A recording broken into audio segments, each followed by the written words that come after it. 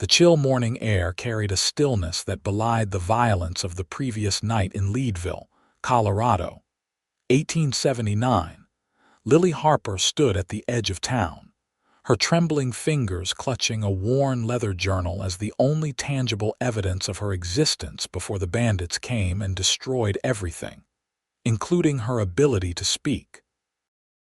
The mining boomtown of Leadville hummed with early activity, as shopkeepers raised their awnings and prospectors headed toward the silver mines that had transformed this once small settlement into one of Colorado's most vibrant cities. At nearly 10,000 feet above sea level, the mountain air was crisp even in summer, carrying the mingled scents of pine, dust, and the occasional waft of smoke from breakfast fires. Lily walked slowly, her boots barely making a sound on the packed dirt of Harrison Avenue. Her honey-colored hair was pulled back in a simple braid, and her dress, once her second best, now hung as her only garment not destroyed in the attack. The bruises around her neck had faded from deep purple to a sickly yellow-green, but the damage inside remained. The doctor in Denver had explained it as best he could. The trauma to her throat had damaged her vocal cords. Whether her voice would ever return remained uncertain. She stopped before the largest building in town, the Tabor Opera House, where a hand-painted notice announced auditions for singers. A cruel irony. 3 weeks ago, she had been traveling to Leadville specifically for this opportunity, her carpetbag filled with sheet music and dreams of performing on its famous stage. Now she could only stare at the notice, tears welling in her eyes. "Can't read, miss. Says they're looking for a soprano for the summer season." Lily turned to see a tall man watching her with interest. His dark hair curled slightly beneath a well-worn Stetson, and his face, tanned from the sun, carried a kindness in the lines around his blue eyes that contradicted the weathered appearance of a man who clearly lived by his own rules. His clothes were dusty from the trail, but there was a certain dignity in how he carried himself. She shook her head and pointed to her throat, then made a cutting motion with her hand. "You can't speak?" he asked, his expression shifting from curiosity to concern. Lily nodded, taking out her small slate from her satchel and quickly writing, "They took my voice." The man's eyes darkened, and his hand instinctively moved toward the revolver at his hip. "Bandits," she nodded again, wiping away a tear before it could fall. "Name's Matthew Zimmerman," he said, tipping his hat. "Most folks call me Matt. I'm just passing through, but—" He glanced at the opera house, then back at her. "Were you a singer before?" Lily hesitated, then wrote, "Lily Harper." "Yes. Was traveling here to audition when my stagecoach was attacked 3 weeks ago." Matthew studied her for a long moment. "Well, Miss Harper, I might not look it, but I know a thing or two about music." He gestured to a battered guitar case strapped to his saddle. "Used to earn my keep playing in saloons before I took to ranching." She raised an eyebrow, skeptical. "Don't let appearances fool you," he said with a small smile. "Even cowboys have hidden talents." Lily's expression remained doubtful. "Look," Matthew continued, his voice softening. "I know we're strangers, but I've seen what happens to folks alone in these parts. Do you have anywhere to stay?" "Anyone looking after you?" Lily shook her head and wrote, "Staying at Mrs. Bentley's boarding house. Used most of my money for the doctor in Denver. Need work soon." "The Denver doctor, did he say if your voice might come back?" "Maybe, with time and proper care. But I can't afford either." Matthew removed his hat, running his fingers through his hair thoughtfully. "Miss Harper, this may sound strange coming from a man you just met, but I have a proposition for you." Wariness flickered across her face. "Not that kind," he quickly clarified. "I've been looking for a teacher for my sister's children out at the ranch. They're good kids, but wild as mustangs without their mother." His expression grew somber. "My sister passed last winter. Consumption. I've been trying to manage, but Lily's expression softened with understanding. You don't need a voice to teach reading and numbers, Matthew continued. And the ranch is peaceful, might be just what you need to heal. Plus, I meant what I said about music. He patted his guitar case. Then listen close while I teach you songs again. Lily stared at him, stunned by both the offer and his words. There was something in his eyes, a mix of compassion and understanding that seemed rare in a place where most men looked at her with either pity or worse. "Why would you help a stranger?" she wrote. Matthew's smile carried a hint of sadness. "Because 6 years ago I was left alone with 3 children who weren't mine, trying to figure out how to keep going. Someone helped me when they didn't have to." He shrugged. "Figure it's my turn to pass that kindness along." Lily hesitated, weighing her options. Leadville offered nothing but memories of what she'd lost. The ranch might provide safety, purpose, and perhaps even the chance to heal. "How far?" she wrote. "Half-day's ride. Place called Willow Creek Ranch, about 20 miles southwest of here. Not much to look at, but the land is good and the water's clean." Lily took a deep breath, then wrote, "When do we leave?" "Soon as you're ready to gather your things," Matthew said, a smile crinkling the corners of his eyes. "Though I should warn you, ranch life isn't exactly like town living. It's hard work from sunup to sundown." Lily's chin lifted slightly. "I'm not afraid of hard work. Just need time to settle my boarding house bill and pack." "Fair enough," Matthew nodded. "I've got supplies to purchase anyway. Shall we meet back here in 2 hours?" Lily nodded, and as she turned to walk back to the boarding house, she felt something she hadn't experienced since the attack, a faint glimmer of hope. 2 hours later, Matthew waited with 2 horses, his sturdy buckskin gelding and a gentle-looking bay mare. He helped secure Lily's meager belongings behind the saddle of the mare. "This is Daisy," he said, patting the mare's neck. "She's even tempered and sure-footed, good for these mountain trails." Lily approached the horse cautiously, reaching out to stroke her velvety nose. The animal nickered softly, and Lily smiled, a genuine smile that reached her eyes for the first time in weeks. "You've ridden before?" Matthew asked, and Lily nodded. "Good. It'll be easier then." The journey from Leadville wound through aspen groves and pine forests, the trail sometimes narrow and steep, as they descended toward the valley where Matthew's ranch lay. They stopped only once, at a clear mountain stream where they ate a simple lunch of jerky, biscuits, and dried apples that Matthew had packed. "The children are Sam, Abigail, and little Thomas," Matthew explained as they rested. "Sam's 11, thinks he knows everything. Abigail's 8, smart as a whip but stubborn. Thomas just turned 6, still misses his mother something fierce." Lily nodded in understanding, then wrote on her slate, "Their father." Matthew's expression darkened slightly. "John was my friend since we were boys. He headed west first, met my sister Emma, started the ranch, asked me to join them after the war." He sighed. "John was killed in a mining accident 3 years ago. Emma held things together until the consumption took her." Lily reached out, briefly touching his arm in sympathy. "It's been hard on the children," Matthew continued. "Sam tries to be the man of the house. Abigail's taken over many of her mother's duties, and Thomas." He shook his head.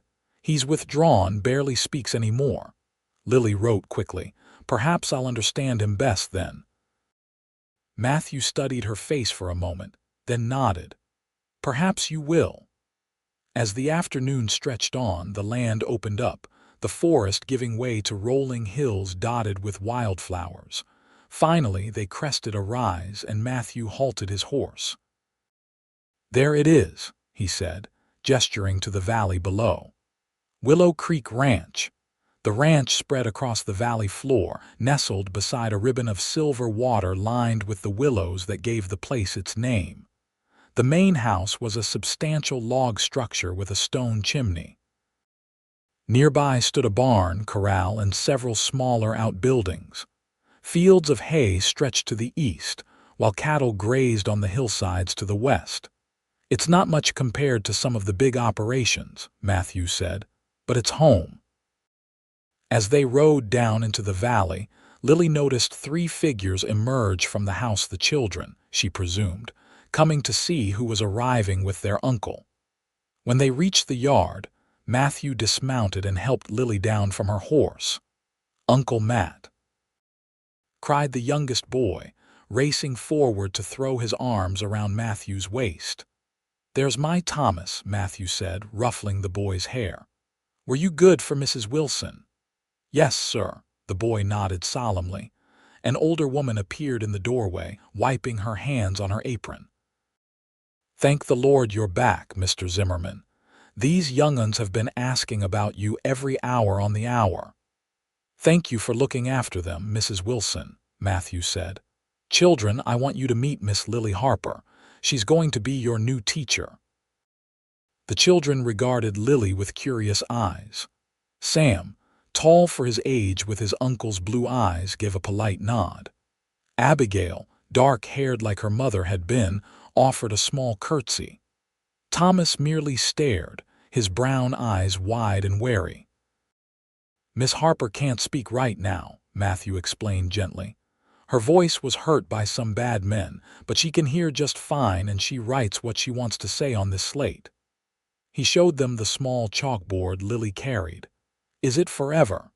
Abigail asked, looking at Lily with concern.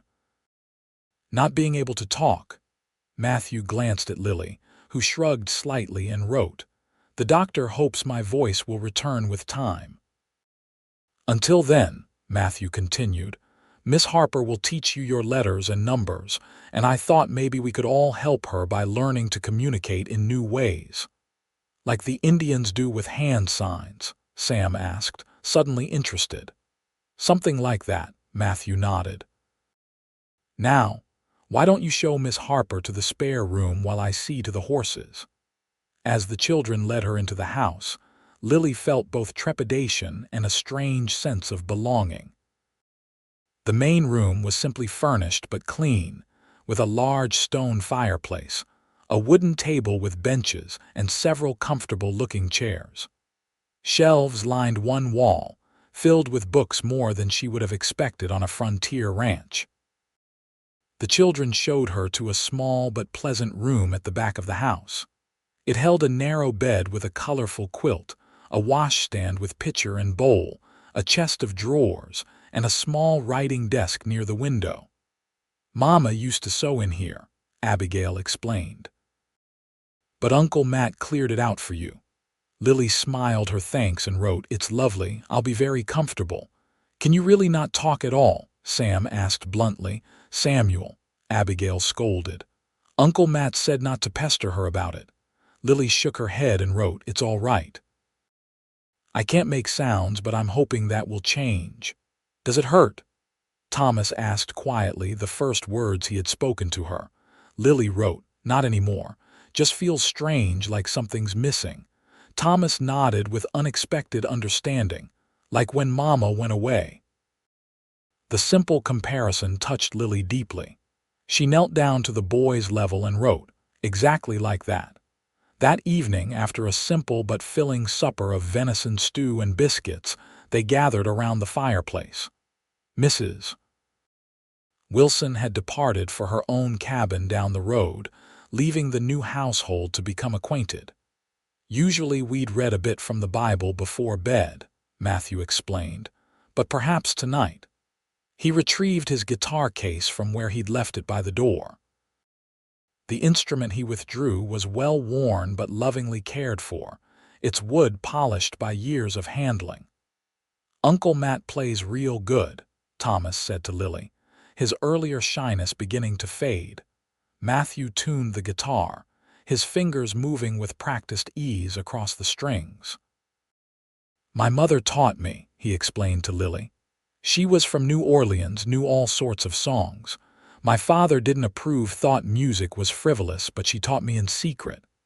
Lily's eyes widened with interest, and she wrote, My father was a church choir director. Music was our life. Then we have something in common, Matthew smiled before turning to the children. What shall we play tonight, sweet Betsy from Pike? Thomas requested. Barbara Allen, countered Abigail. Something new, Sam suggested. For Miss Harper. Matthew considered for a moment, then began to play a gentle melody. As his fingers moved across the strings, his deep voice filled the room with a song Lily had never heard before, a ballad about a traveler finding his way home after years of wandering. Lily closed her eyes, letting the music wash over her. For the first time since the attack, she felt the tightness in her chest begin to loosen, as though the music was reaching places within her that had been frozen with fear and loss. When the song ended, she opened her eyes to find everyone watching her. She quickly wrote on her slate, "Beautiful. I could almost feel the music in my throat." "Music's like that," Matthew said softly, "finds ways to speak even when words fail." The days that followed established a rhythm to life at Willow Creek Ranch. Mornings began early, with chores for everyone before breakfast. Afterward, Lily would work with the children on their lessons until midday. The afternoons were filled with more ranch work, with Lily helping wherever she could in the garden, the kitchen, or with mending. In the evenings, Matthew would often play his guitar, teaching the children songs and encouraging Lily to participate even though she couldn't sing. She began to tap rhythms, or use her hands to indicate the rise and fall of melodies. A week into her stay, Matthew found Lily sitting by Willow Creek, watching the water flow over the stones. She had a book of poetry in her lap but wasn't reading. "Mind some company?" he asked. Lily shook her head and gestured for him to sit. "You're good with the children," Matthew said after a moment. "Better than I expected, truth be told, especially with Thomas." Lily wrote on her slate, "We understand each other. Loss creates its own language." Matthew nodded. "I've been thinking about your voice. There's an old woman who lives on the other side of the valley, Widow Jensen. She makes medicines from herbs and such. Some folks call her a witch, but she's just knowledgeable about healing. Might be worth asking if she knows something that could help." Lily considered this, then wrote, "I'd like that." The Denver doctor offered little hope beyond time and rest. "We could ride over tomorrow," Matthew suggested. "It's Sunday, so no lessons." The next day they left the ranch after breakfast, with Sam put in charge under Mrs. Wilson's supervision. The ride to Widow Jensen's took them through a part of the valley Lily hadn't yet seen, with views of distant mountains still capped with snow despite the summer heat. Widow Jensen's cabin sat in a small clearing surrounded by an extensive garden of herbs and flowers. The woman who emerged at their approach was tiny and wizened, with silver hair braided and coiled around her head like a crown. Despite her age, which Lily guessed to be at least 80, her dark eyes were sharp and alert. "Matthew Zimmerman," she greeted. "Been a while since you brought those children for their cough syrup." "Mrs. Jensen," Matthew tipped his hat. "This is Miss Lily Harper. She's staying at the ranch, teaching the children." The old woman's gaze fixed on Lily with unsettling intensity. "But that's not why you've brought her to me." Matthew explained Lily's situation while the older woman listened without interruption. When he finished, she approached Lily and, without asking permission, gently tilted her chin up to examine her throat. "Violence leaves marks deeper than what we can see," she said finally. "Come inside, both of you." The cabin's interior was neat and fragrant with hanging bundles of drying herbs. Mrs. Jensen busied herself at a shelf filled with jars and bottles, selecting several and mixing their contents in a small pot that she placed on the stove. "The voice is connected to the heart," she said as she worked. "When one is wounded, often so is the other." Lily glanced at Matthew, who gave her an encouraging nod. "This tea will help heal the physical damage, Mrs. Jensen continued, but you must work on the fear that's keeping your voice trapped inside. She poured the steaming liquid into a cup and handed it to Lily.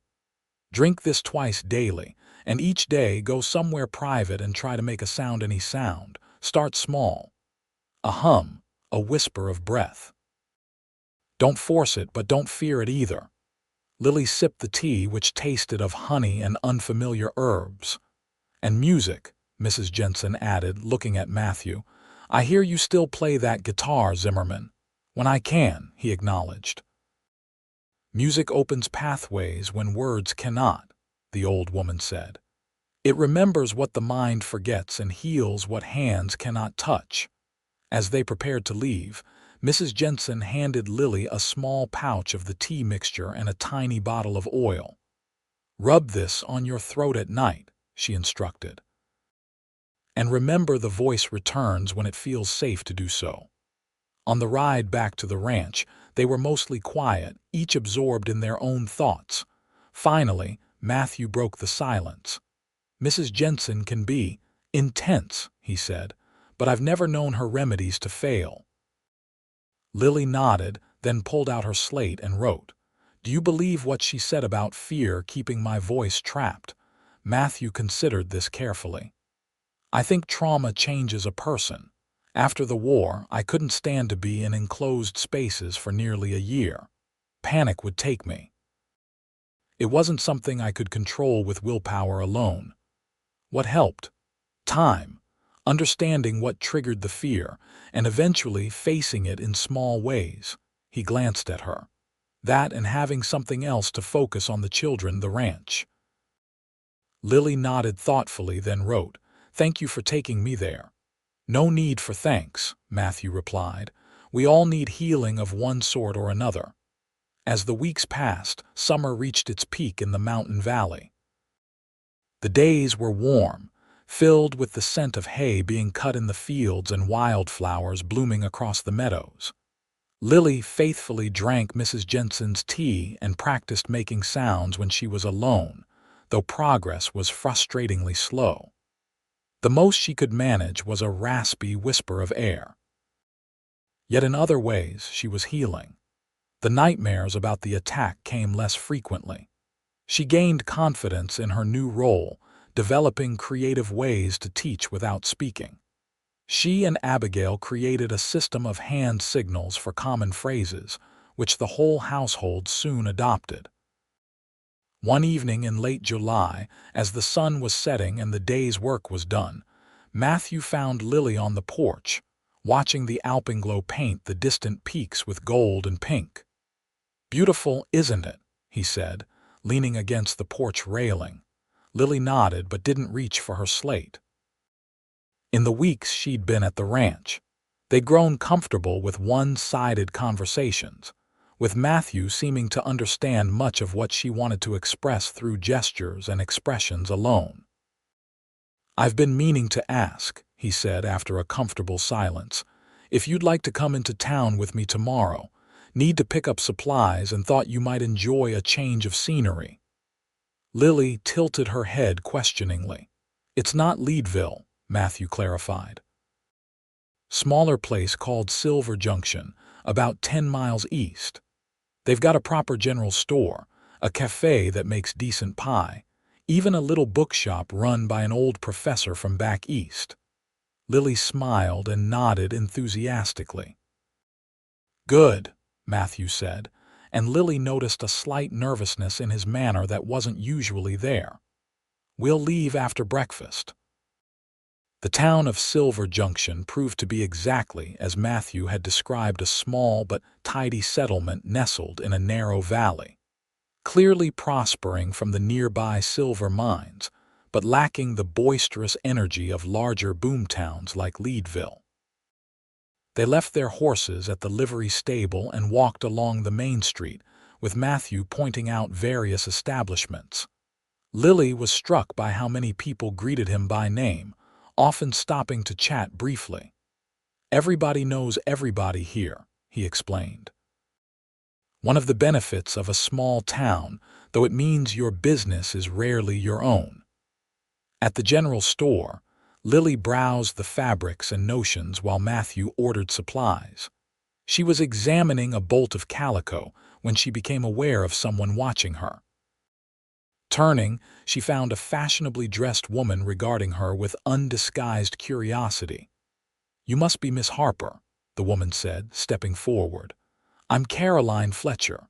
My husband owns the bank here." Lily nodded politely, but felt a flutter of unease at being recognized by a stranger. "Matthew mentioned you were staying at his ranch," Caroline continued. "Teaching the children. Very charitable of him." The emphasis made Lily bristle slightly. She reached for her slate and wrote, "It's a mutually beneficial arrangement." "Oh, I'm sure," Caroline smiled, though it didn't reach her eyes. "It's just that Matthew has been, well, somewhat reclusive since his sister passed. Polite when in town, of course, but never accepting invitations or participating in social gatherings. Several eligible ladies have been quite disappointed." Lily wasn't sure how to respond to this, but was saved by Matthew's return. "Mrs. Fletcher," he nodded, his tone cordial but cool. "I see you've met Miss Harper." "Indeed," Caroline replied.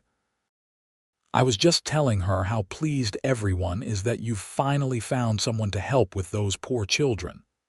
"They're thriving under Miss Harper's care," Matthew said, a protective note entering his voice. "Now, if you'll excuse us, we have several more stops to make." Outside the store, Matthew sighed. "I apologize for Mrs. Fletcher. She's the town's self-appointed matchmaker and gossip monger." Lily wrote quickly. She seemed to think my presence was noteworthy. "In a town this size, any change is noteworthy," Matthew replied, but a faint flush colored his cheeks. "Let's visit that bookshop I mentioned." The bookshop proved to be a delightful discovery.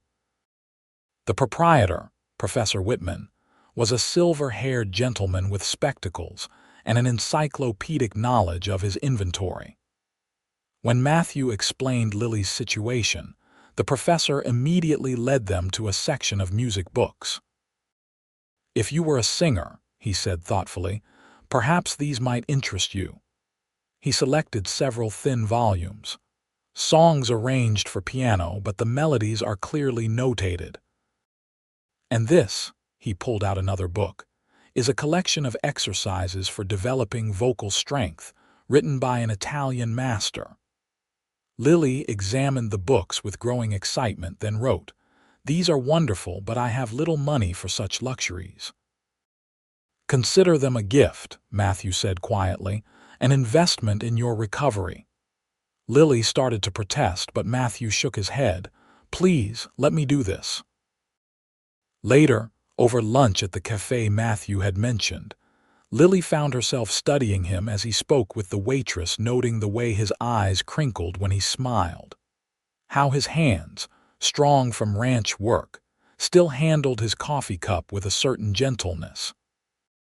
In the weeks she'd been at Willow Creek, she'd come to respect Matthew deeply. He was patient with the children, fair in his dealings with the ranch hands he occasionally employed, and had shown her nothing but kindness. But something had shifted between them recently, a growing awareness that made her both nervous and exhilarated. "You're staring," Matthew observed, breaking into her thoughts. Lily blushed and quickly wrote on her slate, "Just thinking." "About?" She hesitated, then wrote, "How different my life is now from what I expected." "Better or worse?" he asked, his tone light but his eyes serious. "Different. I lost one dream but found." She paused, uncertain how to continue. "Found what?" "A new way forward, perhaps."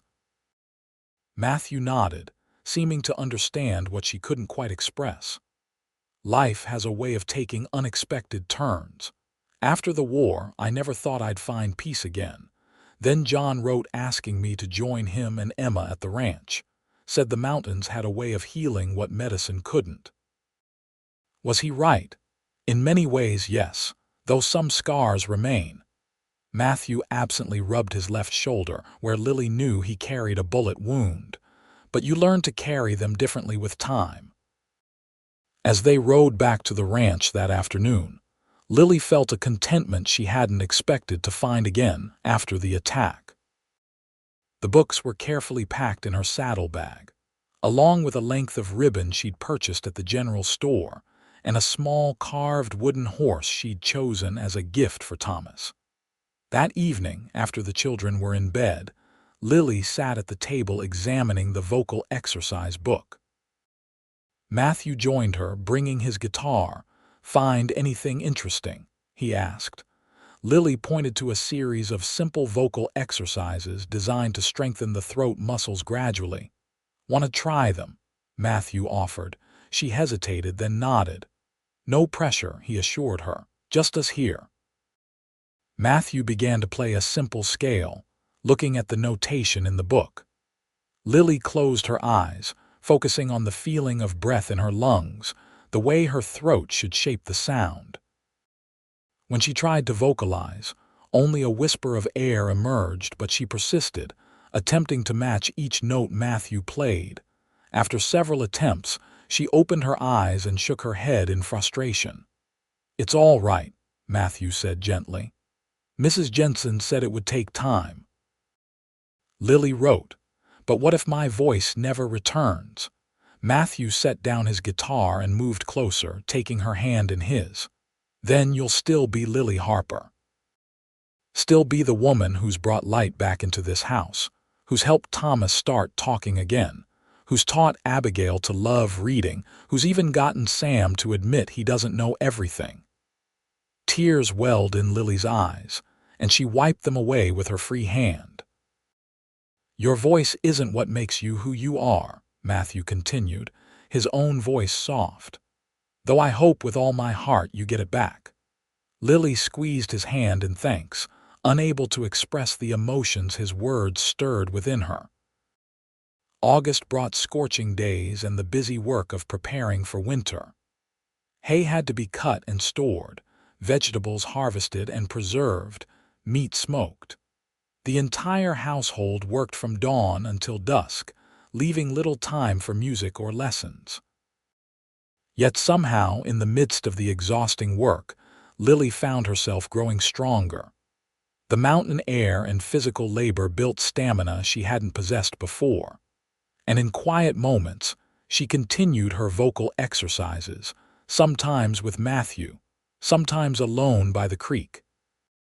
One particularly hot afternoon, Matthew suggested they take the children swimming. "There's a bend in the creek with a swimming hole deep enough for diving," he explained. "Been going there since the children were small." They packed a simple picnic and walked the half-mile to the spot Matthew had described. The swimming hole was perfect, a wide, deep pool formed where the creek curved around a jutting rock formation. Tall cottonwoods provided shade, and the water looked cool and inviting. The children immediately began shedding their outer clothes, revealing the simple cotton undergarments they used for swimming. Lily hung back, suddenly self-conscious. Matthew sensed her discomfort. "There's a spot behind those rocks where you can change," he said, pointing. "I brought an extra shirt of mine you can wear over your underclothes if you'd feel more comfortable." Grateful for his thoughtfulness, Lily changed into the oversized shirt, which reached nearly to her knees over her chemise. When she emerged, Matthew and the children were already splashing in the water. "Come on, Miss Lily," Thomas called, dog paddling near the edge. Lily waded in cautiously. The water was cold but refreshing after the heat of the day. She hadn't gone swimming since she was a girl, but her body remembered the motions, and soon she was floating on her back, looking up at the blue sky through the dappled shade of the cottonwoods. "Miss Lily, watch this," Abigail called before executing a surprisingly graceful dive from a low rock. Lily applauded when the girl surfaced, then found herself being splashed playfully by Thomas. She retaliated, and soon all four of them were engaged in a water fight, their laughter echoing across the creek. In the midst of the play, Lily was struck by the realization that she was happy, truly happy for the first time since the attack. The burden of silence seemed lighter here, among people who had learned to understand her without words. Later, as they dried in the sun and ate their picnic of cold chicken and biscuits, Sam asked a question that caught Lily off guard. "Miss Lily, are you going to stay with us forever?" The other children immediately looked up, clearly interested in her answer. Lily glanced at Matthew, who was carefully keeping his expression neutral. She reached for her slate, aware that her response mattered deeply. "I don't know what the future holds," she wrote honestly, "but I'm very happy here with all of you. But what about when your voice comes back?" Abigail asked, "Won't you want to go back to singing in big cities?" Lily hesitated, then wrote, "I used to think singing on stage was all I wanted. Now I'm not so sure." "Uncle Matt says home is where your heart finds peace," Thomas offered solemnly. "Is your heart peaceful here, Miss Lily?" Lily looked at the boy, then at Matthew, who was watching her with an intensity that made her pulse quicken. Slowly, she nodded. "Then you should stay," Sam declared with the certainty of youth. "Right, Uncle Matt?" "That would be Miss Lily's decision, Sam," Matthew replied quietly. "But yes, we'd all be very glad if she chose to stay." The moment was interrupted by Abigail announcing she wanted to swim again, but Lily caught Matthew watching her with a question in his eyes that went beyond the children's innocent inquiry. That night, unable to sleep despite the day's exertions, Lily slipped outside to sit on the porch. The night was clear, with a crescent moon providing just enough light to see by and stars scattered like diamond dust across the sky. In the distance, a coyote called, its cry echoing through the valley. The door opened behind her and Matthew stepped out, wearing only his trousers and an unbuttoned shirt. His hair was tousled as though he'd been running his hands through it. "Couldn't sleep either?" he asked softly. Lily shook her head. "Mind if I join you?" She patted the space beside her on the porch step. Matthew sat, close enough that she could feel the warmth of him in the cool night air. "Something Sam said today's been on my mind," Matthew began. "About you staying. I want you to know there's no pressure. Your position here is secure for as long as you want it, regardless of anything else." Lily looked at him questioningly. Matthew took a deep breath. "I'm not good with words, Lily, never have been, but I need to say this." He turned to face her directly. "These past weeks, having you here, it's changed things. Changed me." Lily's heart began to race as she realized where his words were leading. "I find myself looking for you when you're not in the room," he continued, "thinking about what might make you smile. Wondering what your voice might sound like if when it returns." He ran a hand through his hair, a gesture Lily had come to recognize as a sign of nervousness. "What I'm trying to say, poorly, is that I've developed feelings for you. Feelings beyond friendship or gratitude." He paused. "I don't expect you to feel the same, and if you don't, nothing changes about your place here, but I couldn't keep it to myself any longer." Lily sat very still, overwhelmed by his confession and her own emotions. The attraction she'd been feeling, the comfort in his presence, the way her heart lifted when he entered a room she'd been afraid to name these feelings, to acknowledge them even to herself.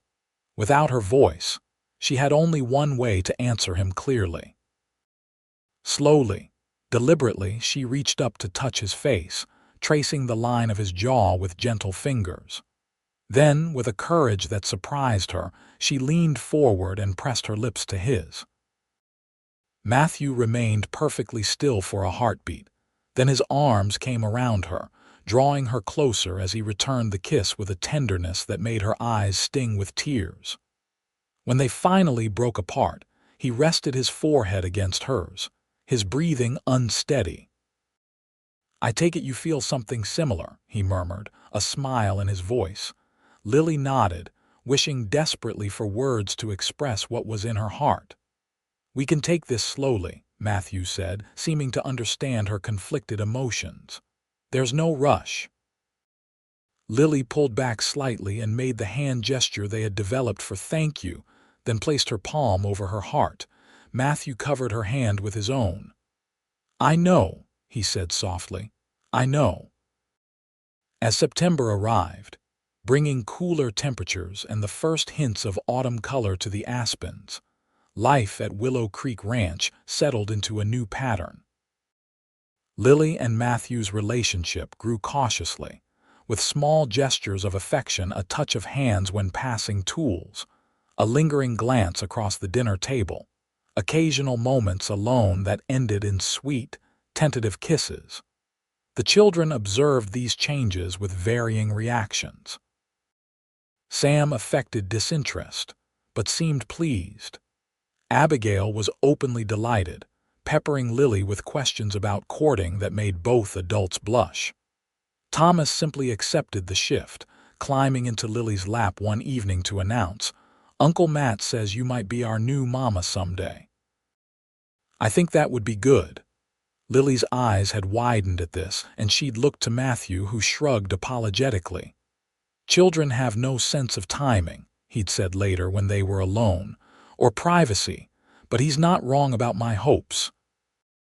Meanwhile, Lily continued her efforts to regain her voice. Mrs. Jensen's tea had soothed the lingering physical discomfort, and the exercises from Professor Whitman's book were strengthening her throat muscles.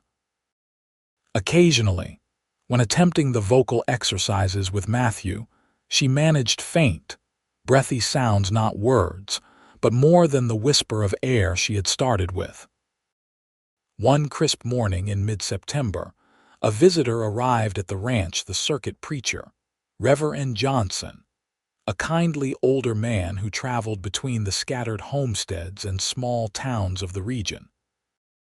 He joined them for breakfast, sharing news from other settlements and catching up on ranch happenings. "And who might this lovely lady be?" he asked, smiling at Lily. "This is Miss Lily Harper," Matthew explained. "She's teaching the children and—" he hesitated, glancing at Lily. "Has become very dear to all of us." "Wonderful to meet you, Miss Harper," the Reverend said warmly. When Matthew explained about her voice, he expressed sympathy without pity, which Lily appreciated. After breakfast, while Lily and Abigail cleared the table, the Reverend asked to speak with Matthew privately. They walked outside, their conversation inaudible from the house, but Lily noticed Matthew's serious expression when they returned. Later that day, while the children were occupied with their lessons, Matthew found Lily hanging laundry in the yard. "The Reverend brought news I thought you should know," he said without preamble. "There was a hanging in Denver last week. 3 men convicted of a series of stagecoach robberies and murders along the Front Range." Lily's hands stilled on the sheet she was pinning to the line. "From the timing and location," Matthew continued carefully, "they believe these men were responsible for the attack on your stagecoach." Lily sank onto a nearby bench, her legs suddenly unsteady. Matthew sat beside her, taking her cold hands in his. "I know this might bring up difficult memories," he said, "but I hoped it might bring some closure." Lily stared into the distance, emotions warring within her. She had never sought vengeance, had tried not to dwell on the men who had attacked the stagecoach, killed the driver and guard, and left her for dead after one of them had choked her so severely it had damaged her voice. Yet knowing they had faced justice, that they could never hurt anyone else, lifted a weight she hadn't realized she was carrying. She turned to Matthew and nodded slowly, squeezing his hands in thanks. That evening, as was their custom when the Reverend visited, they gathered in the main room after supper. Reverend Johnson read from his Bible, then asked if anyone would like to sing a hymn. "Uncle Matt usually plays for us," Sam explained, "and we all sing, except Miss Lily can't yet." "Perhaps she might like to try tonight," the Reverend suggested gently. Sometimes the words of praise find their way past earthly barriers. Lily shook her head, suddenly shy. No pressure, Matthew assured her, retrieving his guitar. Just join in however you feel comfortable. He began to play Amazing Grace, a hymn Lily had known since childhood.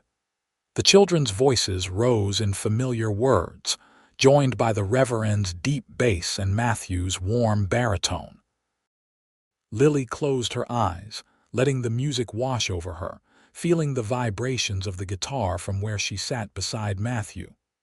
Almost without conscious thought, she began to hum a faint, raspy sound at first, barely audible beneath the others singing. But as the verses continued, something seemed to loosen in her throat. By the final verse, she was producing a clear, if weak, humming that followed the melody. When the hymn ended, she opened her eyes to find everyone staring at her.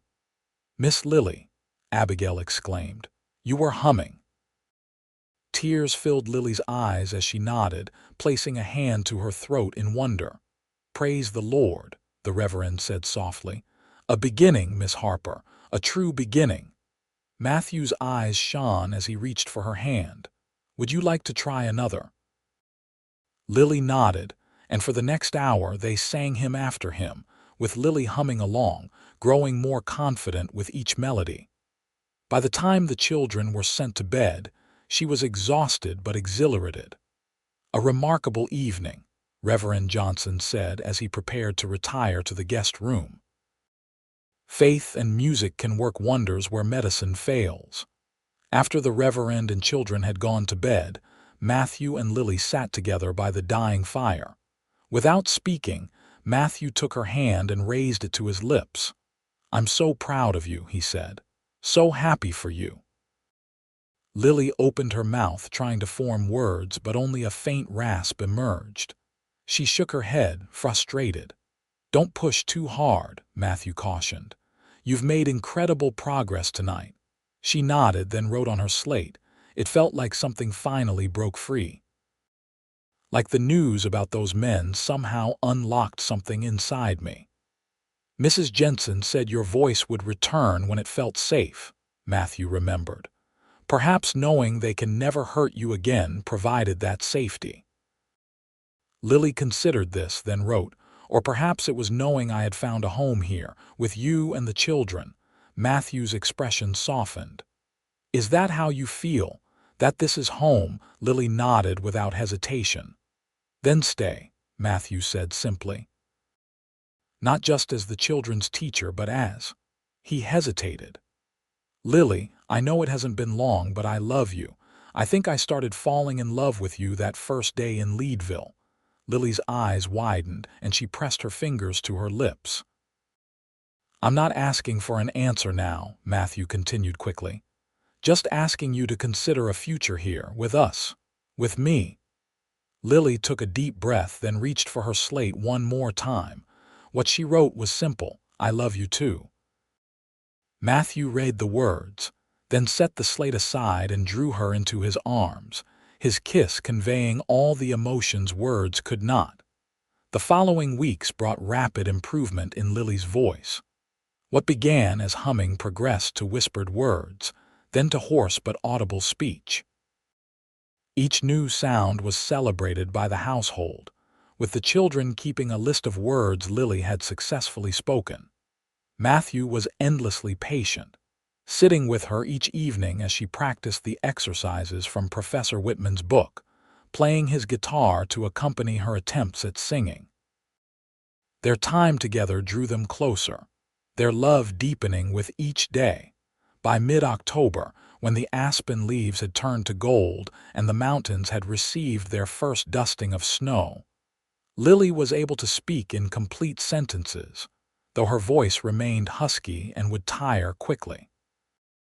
She still carried her slate for when words failed her, but increasingly relied on it less. One crisp afternoon, Matthew suggested a ride to the high meadow above the ranch. "The view is spectacular this time of year," he said. "And I thought you might appreciate some time away from 3 very inquisitive children." Lily laughed, a raspy sound, but genuine. "They have been rather persistent lately," she agreed, her voice soft but clear. They rode up a narrow trail that switchbacked through pine forest, emerging eventually into an open meadow carpeted with autumn wildflowers. Beyond the meadow, the land fell away dramatically, providing a panoramic view of the entire valley. "Oh, Matthew," Lily breathed, reining in her horse beside his. "It's beautiful. My favorite spot on the entire ranch," he said, dismounting and helping her down from her horse.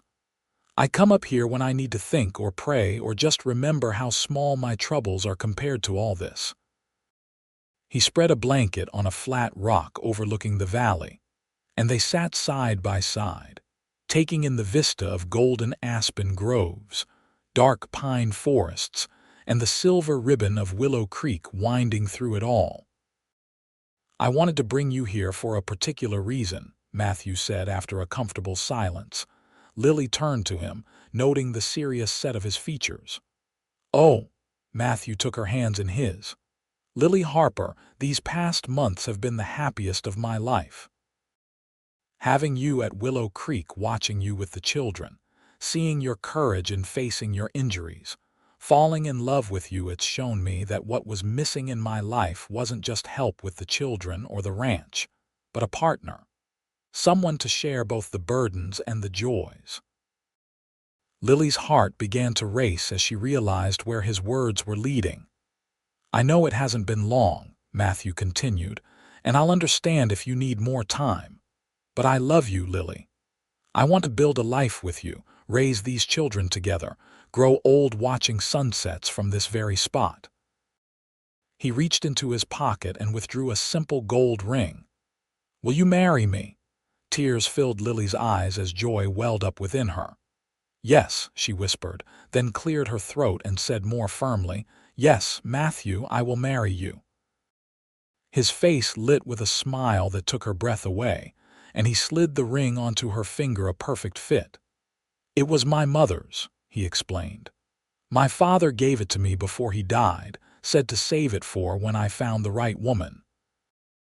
"It's beautiful," Lily said, admiring how the simple band caught the autumn sunlight.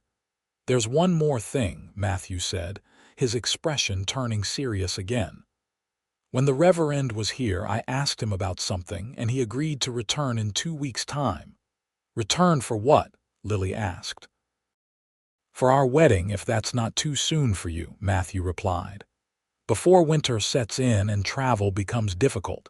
It would be small, just us, the children, Mrs. Wilson, perhaps Mrs. Jensen, and Professor Whitman from town." Lily considered this, then smiled. 2 weeks seems just right. "I don't need anything elaborate. Just you, the children, this place that's become home." Matthew gathered her into his arms, his kiss tender with promise. "I still can't quite believe you're real," he murmured against her hair. "That you're here, that you'll be my wife." "I'm real," Lily assured him, her voice growing stronger with emotion. "And I'm exactly where I want to be." They stayed in the meadow until the sun began to sink toward the western peaks, talking of their plans, their hopes for the future, and the life they would build together. As they rode back down to the ranch, where the children waited eagerly for their return, Lily felt a sense of rightness that transcended words. The news of their engagement was met with jubilation from the children. Thomas immediately climbed into Lily's lap, asking if he could call her Mama now. Sam tried to maintain his grown-up facade, but couldn't hide his pleased smile. And Abigail immediately began planning decorations for the wedding, declaring that they must cut evergreen boughs and save the last of the autumn flowers to make the house beautiful. The next 2 weeks passed in a whirlwind of preparation. Mrs. Wilson helped Lily alter a dress she'd found in a trunk in the attic, a lovely blue silk that had belonged to Matthew's sister Emma. She'd be pleased to know it was being used for such a happy occasion, Mrs. Wilson assured her. Matthew rode to Silver Junction to arrange for supplies for the wedding feast and to invite Professor Whitman. He returned with not only the professor's acceptance, but also a gift, a beautiful leather-bound book of poetry. He said it was a collection of love poems from throughout history, Matthew explained, slightly embarrassed. Said every home should have poetry in it. The day before the wedding, Mrs. Jensen arrived, bringing with her a special tea to soothe the bride's nerves and a quilt she had made as a wedding gift. Every stitch a blessing, she told Lily, for a union that was written in the stars long before either of you knew it. That evening, after the children were in bed and the house was quiet, Lily sat on the porch steps, looking up at the star-filled sky. Matthew joined her, wrapping a blanket around them both against the October chill.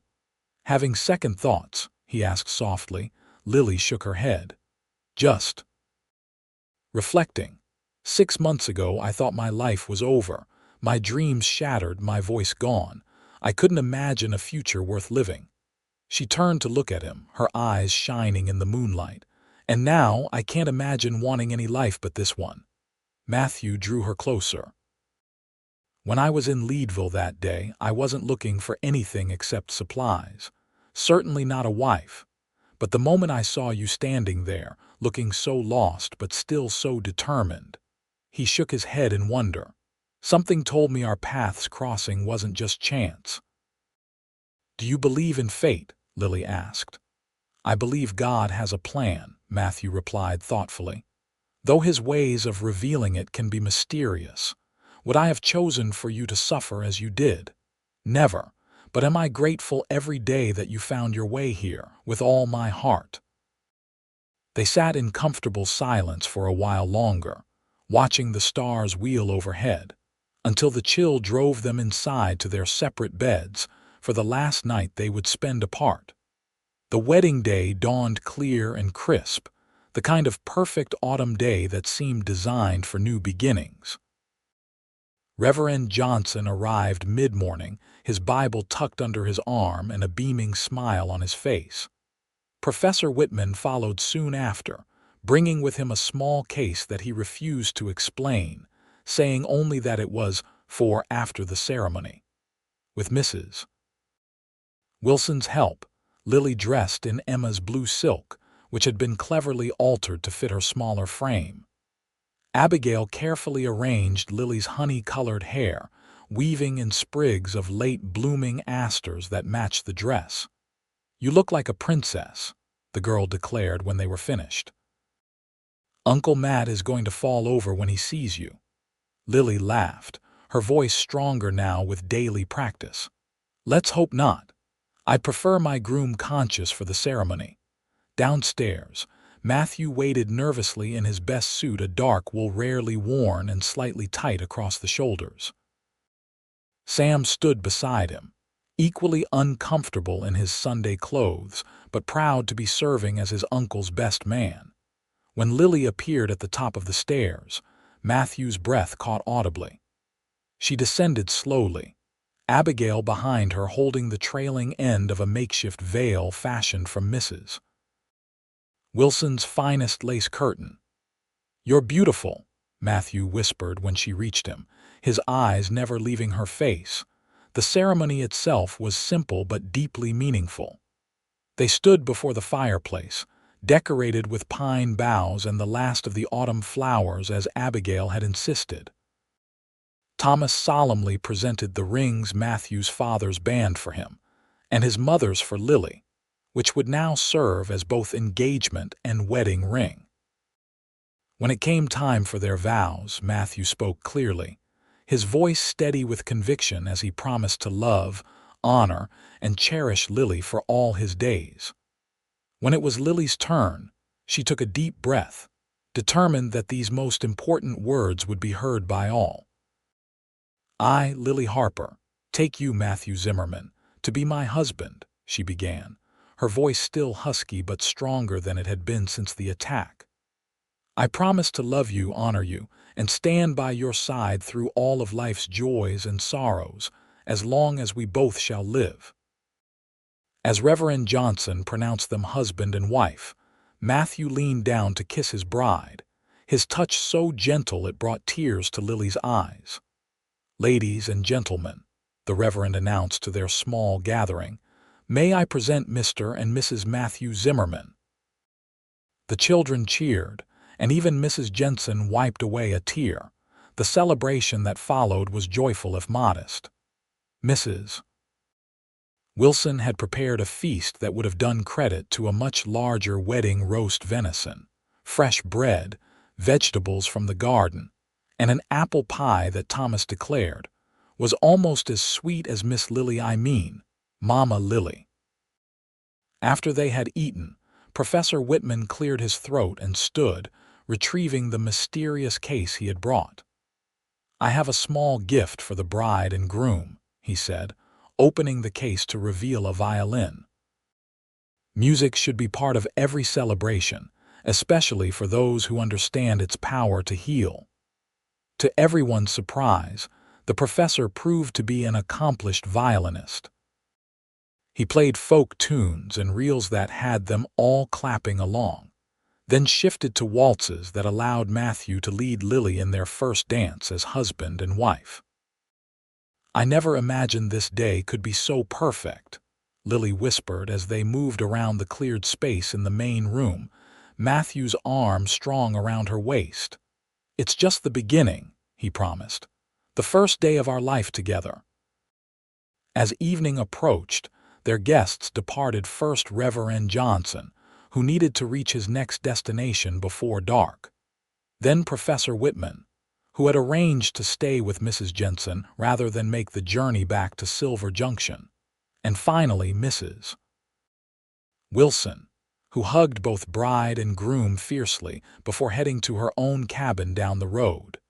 That left just the new family: Matthew, Lily, and the 3 children who were now officially hers to mother as well as teach. "Time for bed, you 3, Matthew announced after they had cleared away the last of the celebration. "It's been a long day." "But it's Mama Lily's wedding night," Abigail protested. "Shouldn't we do something special?" "You've done special all day," Lily reminded her gently. "And tomorrow is still a school day." With minimal grumbling, the children prepared for bed. Lily and Matthew went to each of their rooms for goodnight kisses and tucking in a family ritual that now held new meaning. When they finally retired to the main bedroom, now theirs to share, Matthew closed the door behind them and turned to his wife with a mixture of love and uncertainty in his eyes. "I hope you won't find this too." He gestured at the simple furnishings, unrefined after city living. Lily stepped into his arms, resting her head against his chest. "Matthew Zimmerman, when will you understand that I love everything about this life we're building? This room, this house, this ranch, it's home in a way no place has ever been for me." He tilted her face up to his expression serious. "I want to give you everything, Lily. A comfortable home, beautiful things, the chance to use your talents." "You've given me what matters most," she interrupted softly. "Love, family, purpose." She smiled up at him. "And you've given me back my voice, or at least helped me find the path to recovering it." "You did the hard work yourself," he argued. "But I wouldn't have had the courage without you believing in me," Lily countered. "When you said, 'Then listen close while I teach you songs again,' that day in Leadville, something inside me started to heal. You really saw me when I felt invisible." Matthew's arms tightened around her. "I'll spend the rest of my life trying to be worthy of the trust you've placed in me." "We'll be worthy of each other," Lily said, rising on tiptoe to kiss him. "That's what marriage is about, isn't it? Growing together, helping each other become our best selves." As Matthew lowered his lips to hers, Lily knew with absolute certainty that all the paths of her life, even the painful ones, had led her exactly where she was meant to be. Winter came early that year, with the first heavy snow falling just 2 weeks after the wedding. The ranch settled into its cold weather rhythms: early mornings tending livestock in the barn, cozy afternoons with lessons by the fire, evenings filled with music and stories. Lily's voice continued to strengthen, though the doctor who visited from Leadville in November confirmed it would likely always retain some huskiness. A distinctive quality, he called it, that some singers would envy. By Christmas, she was able to sing simple songs again, joining Matthew's guitar playing with a voice that, while changed, carried new depth and emotion. The children declared her lullabies even better than before, and Matthew often found reasons to request a song in the evening, just to hear her sing for him alone. Their first Christmas as a family was simple but joyful. Matthew had ridden to Silver Junction for small gifts: a penknife for Sam, a porcelain doll for Abigail, a wooden train set for Thomas. For Lily, he had commissioned a special present from the silversmith, a delicate silver locket containing miniature portraits of the children, which Professor Whitman had helped arrange. "So you can keep them close to your heart always," Matthew explained as he fastened it around her neck. Lily's gift to him was simpler, but no less meaningful: a journal she had carefully filled with her thoughts and feelings throughout their courtship and early marriage. "For the times when my voice still fails me," she explained, "and for the memories we're making together." Winter gradually gave way to spring, bringing new life to Willow Creek Ranch. The garden Lily had expanded the previous fall began to sprout, promising summer vegetables. A new calf was born, then another, strengthening the small herd. And in late April, Lily shared news of her own. Come winter, their family would grow by one more. Matthew's joy at the news was beyond words. He lifted her off her feet and spun her in a circle, laughing and crying at once. "Are you happy?" he asked, setting her down carefully. "More than I ever imagined possible," Lily replied, her voice still husky but full of emotion. "Our child will be born into so much love." The children were equally excited when told the news.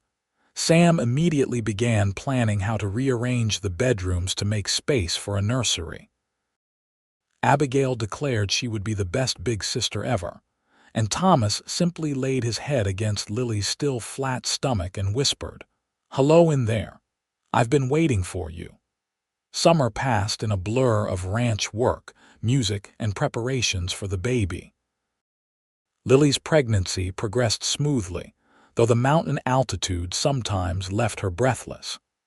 Matthew watched over her carefully, insisting she rest when needed and bringing Mrs. Jensen to the ranch monthly to check on her progress.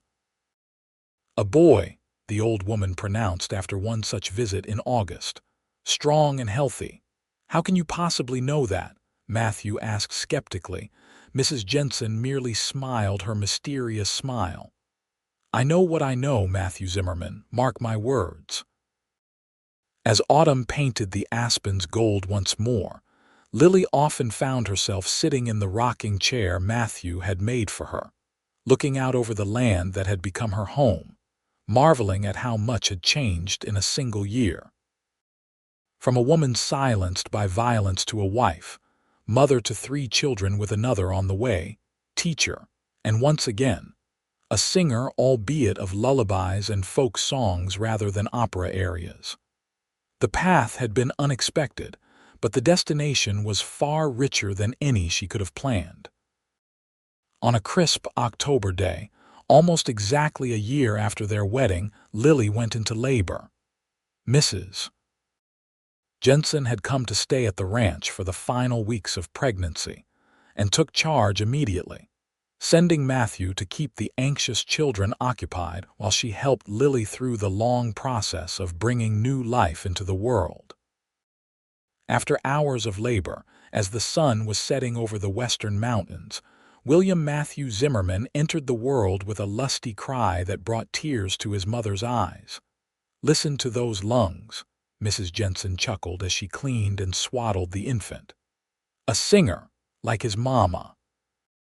When Matthew was finally allowed into the room, he approached the bed with reverence, looking down at his wife and newborn son with wonder. "He's perfect," he whispered, gently touching the baby's tiny hand. "And you're incredible." Lily smiled tiredly. He looks like you, same determined chin. Matthew laughed softly. Poor child. No, Lily said, her voice hoarse but clear.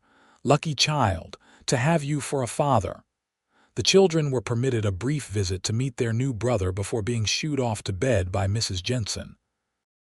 They approached the baby with awe, making solemn promises to protect and teach him everything they knew.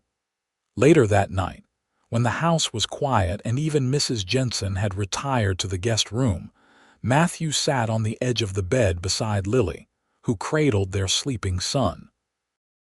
A year ago today, we were married right downstairs, he reminded her. Did you ever imagine we'd be here now with him? Lily shook her head. Life has a way of surprising us. But this, she looked down at their child, then back at Matthew, this is the best surprise of all. I've been thinking, Matthew said, gently stroking his son's dark hair. That trip to Leadville last spring, you never got to visit the opera house. I don't need, Lily began, but Matthew held up a hand. Hear me out. I was thinking when William is a bit older and the weather turns fine, perhaps we might take a trip, stay a few days, let you see a performance, maybe even meet some of the singers. Lily considered this. You wouldn't mind.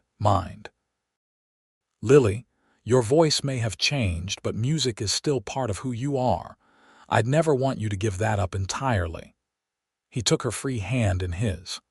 I'm not suggesting you leave us to tour with a company or anything so dramatic. But to visit occasionally, to keep that connection to the art you love. That seems right. Tears welled in Lily's eyes. When did I get so lucky to find a man who understands me so well? I ask myself the same question every day, Matthew said, leaning forward to kiss her gently. About the remarkable woman who agreed to share my life. William stirred in his sleep, making tiny sounds of contentment as Lily began to hum softly a lullaby her own mother had sung to her, passed down now to a new generation. As Matthew joined her, his deeper voice harmonizing with her husky alto, Lily thought of the journey that had brought her here from the terror and silence following the stagecoach attack to this moment of perfect peace. He took my voice, she had written on that fateful day in Leadville. And Matthew had promised, then listen close while I teach you songs again. Neither could have known then where those words would lead them to love, to family, to a life richer and more fulfilling than either had dared to dream. The voice Lily had regained wasn't the same one she had lost. It carried the marks of her trauma, husky and sometimes still fragile. But it was stronger in ways that mattered more, carrying truth, love, and the wisdom that comes from having lost and found oneself again. And as she sang to her newborn son, her husband's arm around her shoulders and the sounds of their home settling around them, Lily knew that no opera aria could ever be as beautiful as this simple song of family, of belonging, of a love that had taught her to sing again.